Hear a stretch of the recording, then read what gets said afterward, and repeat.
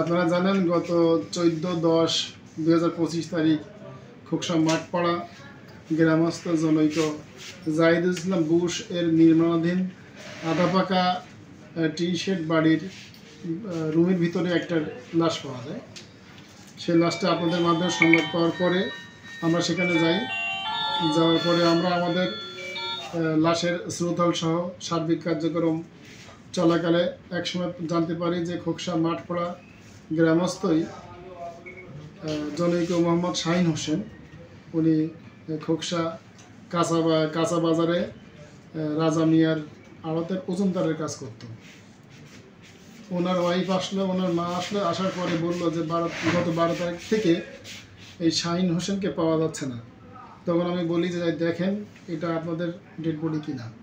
তখন তারা সেখানে যায় এবং শাহিনের ওয়াইফ মৃত শাহিনের পরিহিত গেঞ্জি, পরনের জিন্সের প্যান্ট এবং তার মুখমণ্ডল দেখে তারা শনাক্ত করে যে এটা শাহিনের লাশ।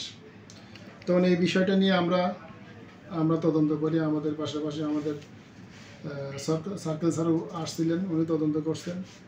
আমরা এটা আসামির যে মোবাইল এবং ভিকটিম অর্থাৎ যে মৃত শাহিন হোসেনের মোবাইলের সূত্র ধরে আমরা এই তদন্ত আগাই।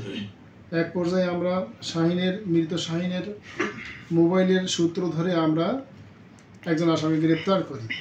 সে আসামিটার নাম হলো রাকিবুল ইসলাম রাহুল। তারও বাড়ি খোকসা মাঠপাড়া। তার পিতার নাম ওসমান আলী। তাকে আমরা অ্যারেস্ট করি। অ্যারেস্ট করার পরে আমরা নিবিড়ভাবে ব্যাপকভাবে আমরা জিজ্ঞাসাবাদ করি। জিজ্ঞাসাবাদ করার পরে এক পর্যায়ে সে স্বীকার করে যে ঘটনাটি সেই ঘটিয়েছে এবং সে এই ঘটনার সাথে জড়িত। ঘটনাটা এমন ছিল, গত 12 তারিখে সন্ধ্যার সময় অর্থাৎ অনুমান মাগরিবের নামাজের পরে 6টার সময় তার সাথে খোকসা মাঠপাড়া অর্থাৎ মৃত শাহিন এবং আসামি রাহুল এর সাথে দেখা হয় খোকসা মাঠপাড়া সাবেক কমিশনার ফকরের বাড়ির সামনে কৃষ্ণচূড়া গাছের নিচে। তখন আসামি রাহুল মৃত শাহিনকে উদ্দেশ্য করে বলে, দাদু কি খবর, মাল আছে নাকি? তখন মৃত শাহিন বলে, হ্যাঁ মাল আছে, ওই বাড়িতে যাও, আমি আসতেছি, আমি তোমাকে মাল দিব।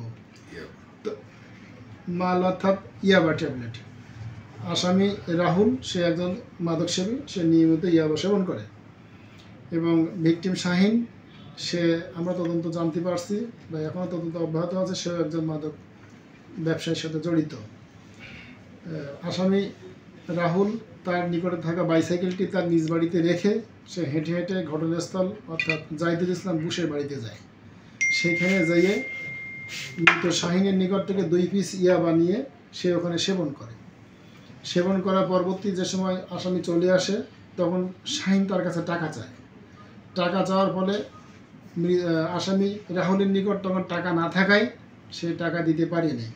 টাকা দিতে না পারায় ভিকটিম শাহিন তখন তাকে বিভিন্ন রকম গালিগালাজ করে, তাকে ভয় দেখায়, এইভাবে বলে যে তুই এখানে এসে ইয়াবা সেবন করিস, এই ব্যাপারটা তোর মাকে, তোর বাবাকে বলবো, তোর পরিবারকে বলবো, আর তুই ইয়াবারটাকে এখন বাড়ি যা, দস্তার গামলা পাতিল যা পাবি তাই নিয়ে আমার কাছে এখন এনে দিয়ে যাবে।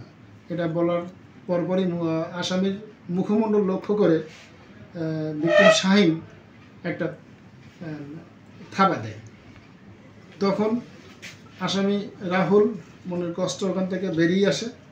বেরিয়ে আসার ঘটনাস্থলের পার্শ্ববর্তী ইউসুফ, জনৈক ইউসুফ নামের তার, সেও একটি পাকা ঘর নির্মাণ করতেছে। তখন আসামি রাহুল ওই পাকা ঘরে বারান্দায় বসে বসে চিন্তা করে যে আমার ফ্যামিলিকে যদি বলে দেয় তাহলে তো আমার বাবা মা আমাকে মারপিট করবে, আমার বাড়ি থেকে বের করে দিবে। এবং বসে থাকা অবস্থায় তার পাশে একটা লাইলনের রশি দেখে। তখন ওই লাইলনের রশিটা আসামি হাতে নেয়। নেওয়ার পরে তখনই সে পরিকল্পনা করে এই রশি দিয়ে তাকে হত্যা করবে। তখন এই আসামি রাহুল রশিটি নিয়ে এই ঘটনাস্থল জাহিদুল ইসলাম বুশের ঘরের সামনের দরজা, নির্মাণাধীন ঘরের সামনের দরজা দিয়ে না যেয়ে সে পিছন দিক দিয়ে, যেহেতু ঘরটা নির্মাণাধীন, ঘরের দরজা জানালা এখনও তৈরি হয়নি, পিছনের জানালা ফাঁকা ছিল, সে পিছনের জানালা দিয়ে কৌশলে ওই ঘরের মধ্যে প্রবেশ করে, ওই রুমের মধ্যে প্রবেশ করে। তখন দেখে যে মৃত শাহিন সে বসে বসে নিচু হয়ে সেও ইয়াবা সেবন করতেছে। এই সুযোগটাই আসামি পিছন দিক থেকে লাইলনের ফাঁস তৈরি করে মাথা দিয়ে ঢুকাইয়ে তার গলায় ফাঁস লাগাইয়ে 2-3টে গিরা দেয়, আটকাই দেয়। দিয়েই আসামি দ্রুত ওখান থেকে বের হয়ে এসে পূর্বের ওই ইউসুফের বাড়ির বারান্দায় বসে থাকে এবং সেখানে সে বসে বসে মৃত শাহিনের গৌরানির শব্দ শুনতে পাচ্ছে। 10 থেকে 12 মিনিট পরে যখন মৃত শাহিনের গৌরানি এবং শব্দ বন্ধ হয়ে যাওয়ার পরে তখন সে আবার পুনরায় সেই ঘটনাস্থল অর্থাৎ বুশের বাড়িতে যায়। বাড়িতে যেয়ে দেখে যে শাহিন ইতিমধ্যে সে মৃত্যুবরণ করেছে। তখন শাহিনীর বডিতে পরা গেঞ্জি এবং প্যান্ট এই আসামি চেক করে। আসামি চেক করার পরে মৃত শাহিনের 3টা মোবাইল এবং তার পকেটে 6 পিস ইয়াবা ট্যাবলেট পায়। এই 3টা মোবাইল, 6 পিস ইয়াবা ট্যাবলেট এবং একটা মানি ব্যাগের মধ্যে নগদ 150 টাকা ছিল এবং কতগুলো কাগজ আছে সেগুলো ওইভাবে আমরা উদ্ধার করছি। টাকাটা নাই, টাকাটা আসামি খরচ করছে।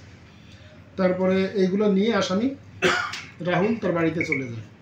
আসামি রাহুল তার বাড়িতে যাওয়ার পরের দিন অর্থাৎ 12 তারিখে দিবাগত রাত গেল, 13 তারিখ অর্থাৎ সোমবারের দিন রাহুল চিন্তা করলো যে একটা লোককে হত্যা করা হলো, কিন্তু এখনো পর্যন্ত এলাকায় কোনো সারা শব্দ জানাজানি হয় নাই। বিধায় আসামি রাহুল ওই দিন বিকাল অর্থাৎ 13 তারিখ সোমবার বিকাল 5টার সময় সে আবার ঘটনাস্থল এলাকায় ঘুরতে এসে দেখে যে আশেপাশে কেউ নাই। তখন ওই মৃত শাহিনের লাশটিও কাঁধে করে নিয়ে একই বাড়ি অর্থাৎ বুশের নির্মাণাধীন একই বাড়ির উত্তর পাশের রুম থেকে বারান্দা, যেখানে আমরা ডেড বডিটা পাইছি, যেটা আপনারা সবাই দেখছেন, বারান্দার সাথে দক্ষিণ পাশে ছোট্ট একটা রুমের ভিতরে ওইখানে রেখে পলিথিন দিয়ে ঢেকে সে বাড়ি চলে যায়। তারপরে ওখানে আসে আর আসামি আর ওখানে ঘটনাস্থলে সে আর যায় নাই। এই পর্যন্ত আমরা তদন্ত পেয়েছি এবং আসামি আমাদের কাছে স্বীকারোক্তি দিয়েছে এবং বিজ্ঞ আদালতে সে 164 দ্বারা জবানবন্দি প্রদান করবে। আমরা এখন বিজ্ঞ আদালতে তাকে প্রডিউস করব। আচ্ছা, ওই যে যখন যে গলায় ফাঁস দিচ্ছিল ওই টাইমটা তখন কয়টা বাজে? অনুমান সন্ধ্যা 6:40। সন্ধ্যা 6:40। আচ্ছা, উনি কি একাই ছিল? এই কথা বলতে একাই ছিল না? জি স্যার, আপনারা যে এই সফল অভিযানটা পরিচালনা করলেন, এটা কোন সূত্র বলে এবং কোথা থেকে গ্রেফতার করলেন? আমরা ভিকটিম অর্থাৎ শাহিন যে মোবাইল ছিল, শাহিনের মোবাইলের সূত্র ধরে আমরা এই তদন্ত কাজ শুরু করি। স্যার, কোথা থেকে তাকে গ্রেফতার করলেন? আমরা তার নিজ বাড়ি থেকে গ্রেফতার করি। আরেকটা কথা স্যার, যে রাতুল নামে যে কথা বলছেন, ও কি প্রাপ্তবয়স্ক না অপ্রাপ্তবয়স্ক? তার বয়স 21। প্রাপ্তবয়স্ক। রাতুল না, ওর নাম রাকিবুল ইসলাম রাহুল।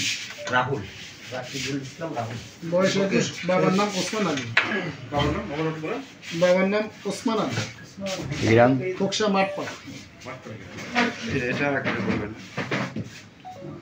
আসামির নাম রাকিবুল ইসলাম রাহুল, বয়স 21। এখন তার ছবি লাগবে আমাকে, তার